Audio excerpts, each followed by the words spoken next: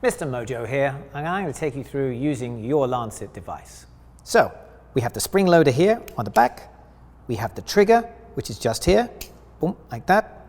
We have the depth selector here, and the cap at the top. This is a single-use Lancet, which will go into the Lancet device. We're going to cover that in a moment. So let's take off the top by twisting it. You'll see the gray area is going to come off, so we'll do that one more time to show you. To take off the top, you just twist it like that, and inside is the receiver area for the single-use Lancet. Let's put that in, like so. It just pushes in on the top, and then you're going to twist off the safety tab right there. Put it to the side because you'll need that a little later.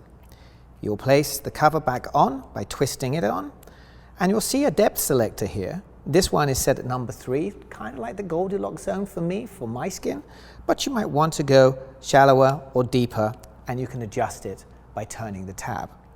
You can adjust the depth on your Lancet device, one being the shallowest for delicate skin, or if you've got manly hands, you can use 5 for thicker skin. Just by turning the dial like so. I like 3, that's my Goldilocks zone.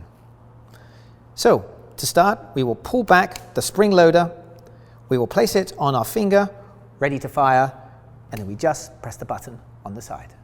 Now, once we've conducted our test, we need to safely dispose of the Lancet. Twist off the top, use the ejector on the side by sliding it up, the Lancet will come on out like that, and then you use the top that you saved from before to safe the Lancet, and now you can dispose of it properly.